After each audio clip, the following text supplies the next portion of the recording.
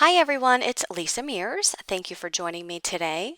In today's video, I'm going to be making this card using some products from Pretty Pink Posh. And this card is part of a Pretty Pink Posh Instagram hop where you have a chance of winning a $25 gift certificate to the Pretty Pink Posh store. And I will have more information regarding that down in the description box below in case you're interested in joining in the fun. So for the background of my card, I'm going to be using this brand new stencil, which is the Layered Letters stencil. It is a 3-layer stencil, which will make a really fun background on a card panel. So for the first layer of my stencil, I am using the Spun Sugar ink. This is a very light ink. I was going for the light inks on the first layer because then when I add the second layer stencil, I want to put a darker ink on top. If I would have added a darker ink on the bottom and a lighter ink on top, it would have been harder to tell the difference. So I'm filling in some of the envelopes, not all of them, because then I'm going to come in with the scattered straw, which is a light yellow, and I'm going to come in and color up all of the little postage stamp images. And next I'm going to come in with my shaded Lilac Distress Oxide ink and color in the remaining envelopes. So these are all the larger or longer envelopes. Now I'm actually using Stencil B first. So this is Stencil B. I don't use A first, and the reason being is because I wanted to have the shape of my envelopes to be down first with my lightest color ink. And that way when I put my Stencil A over top of that, now I have the outline of the envelope. So the little lines that make the envelope. And now I'm going to come in with a darker ink so that the structure of the actual envelope can really be seen.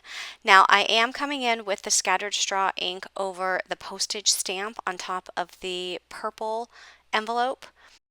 And then I'm going to come in with the Hickory Smoke Distress Oxide ink, which is a gray ink, and that's going to go over the postage stamp.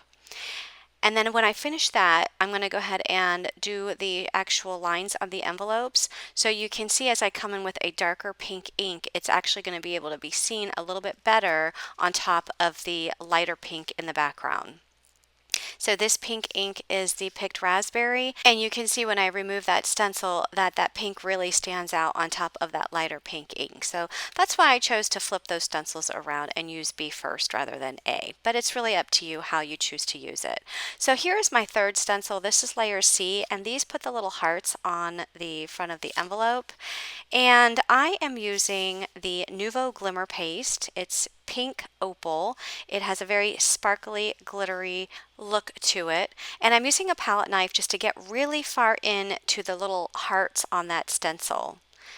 I want to make sure that that paste is fully inside of those hearts for when I remove it. So after I fill in all of those hearts, I just lift off that stencil and I make sure that I run that stencil in some warm soapy water to clean it right away. And look at all of the dimension of those hearts. Isn't that beautiful? Now this background would make a beautiful background just by itself to add a sentiment to this card. And I could see this stencil being used for so many different occasions. And by the way, that cardstock that I used is a light blue cardstock, and I did cut it down to 4 1/8 by 5 3/8, so I forgot to mention that earlier. Okay, so next I'm using the Happy Mail stamp from Pretty Pink Posh, and I stamped out the mailbox as well as the bird that's part of that stamp set, and I'm coloring it up with my Zig Clean Color Real Brush markers. And I will have the colors that I'm using listed down in the description box of this YouTube video, so in case you're interested in duplicating any of these colors. In addition, I will have links to all of the products used in this video down in the description box below. When I color with my Zig markers, I always like to use the Bristol Smooth cardstock because I get a nice blend on that cardstock. If you try to use these markers on regular cardstock, they're not going to blend. You need to use either the Bristol Smooth or a watercolor paper.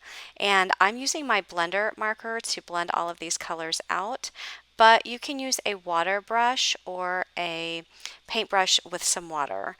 So for the wood part of that mailbox, I used the deep brown as my dark. I also used the brown and the beige. For the grass, I used the light green and the emerald green. For the mailbox itself, I used the dark gray and the light gray. So just put the dark gray along the edges and then came in with the light gray and then used the blender here as you see me doing right now just to blend those colors out.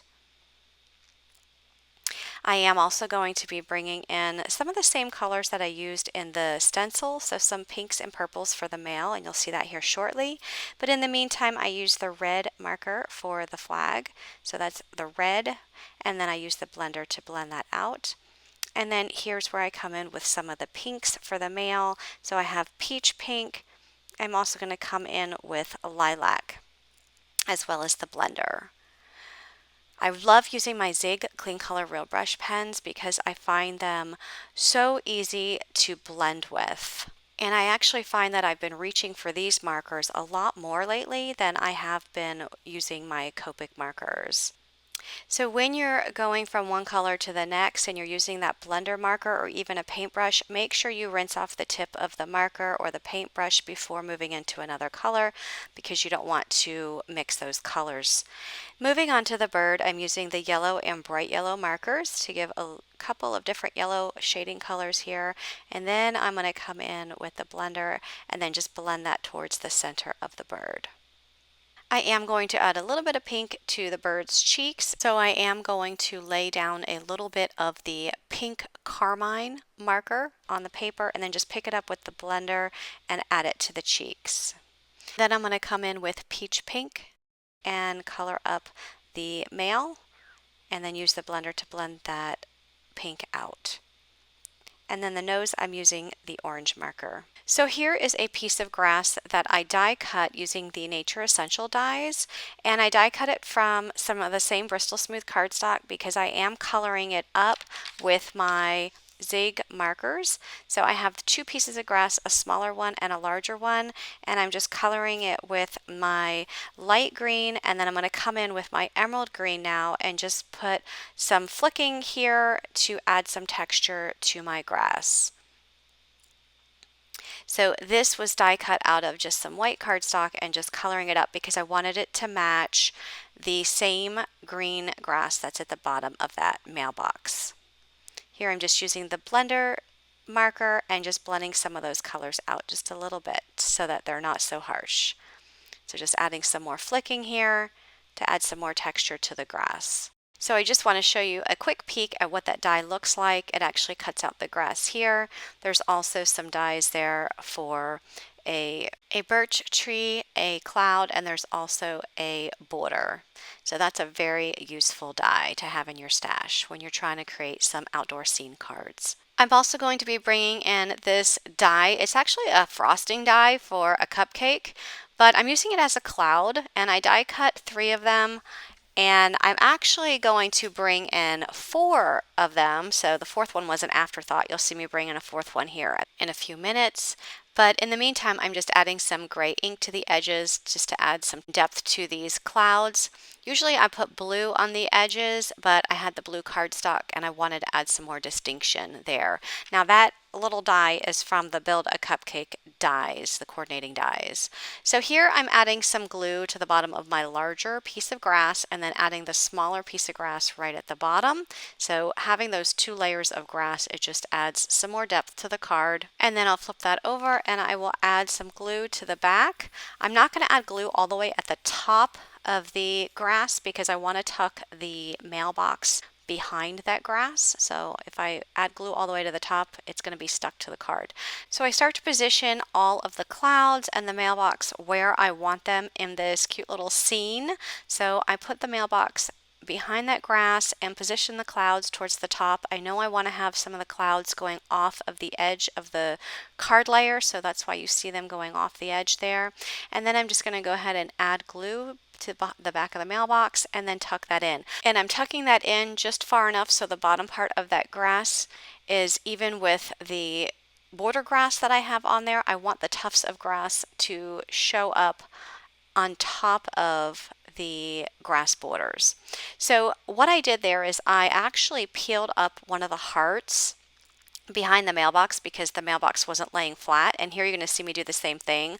I wanted those clouds to lay flat on my card front, so I actually pulled up some of those hearts so that it will lay flat, and you can see that those hearts, they come up in the perfect shape of a heart. It doesn't mess up the heart at all. So if you wanted to use those as embellishments on your card, you totally can do that as well. You can save them. Okay, so here I'm just layering up some more clouds. I know that I want to have that bird over top of some of that white on the cloud. I didn't want to put the bird just on that blue background because I felt like it would just blend in a little bit too much on top of the blue background, and with the male there, it would have been hard to see that bird. So adding it on top of the white cloud makes the bird more easily seen. So here I'm just turning that panel over. I'm snipping off the excess clouds and the excess grass. And then I wanted to bring in some flowers to add to the scene. So I have these flowers that I colored a while ago. These are from the Love Borders stamp set. And I am just going to cut out a few of the flowers. It just so happens that I had some flowers that were already colored in purple and yellow that match my background. So I go ahead and cut out a few of those flowers and add them to my scene. I just tuck them behind the grass. And then I want you to notice that here's where I bring in that extra cloud. I decided to stamp out "You've Got Mail." That sentiment is from the Happy Mail stamp set. It actually fit perfectly on top of that cloud. So I decided to go ahead and stamp that down, and then I'm going to add that to my scene. Now I was thinking about putting it towards the top and just layering it up on top of the cloud at the top left, but then I decided, no, let me just fill in some of the spot here to the right of the mailbox. So that's what I do. I just stick it down. And then I'm going to take one of those hearts that I previously removed, the hearts from the Nuvo glimmer paste when I added it to the stencil, and I'm just going to add some glue to the back and add it there to the piece of mail. Because the heart that was there, it was so tiny. So on these little pieces of the postage stamp where the yellow is, the hearts are so tiny. So I just peeled those off and added the bigger hearts. Okay, so I'm going to go ahead and add this to a piece of pink cardstock, and that pink cardstock is 4 1/4 by 5 1/2. And I think that pink cardstock really brings out the pink in the envelopes and in those glittery hearts. And then I'm going to add that to an A2 size white card base. And that's going to complete my card. So once again, all product links will be in the description box below, as well as more details about the Instagram hop. So if you like this video, please give it a thumbs up, and I would love to hear any comments that you have about my card. You can also leave those down below. And be sure to subscribe for more card making tutorials. Thanks for watching, everyone. Have a great day. Bye-bye.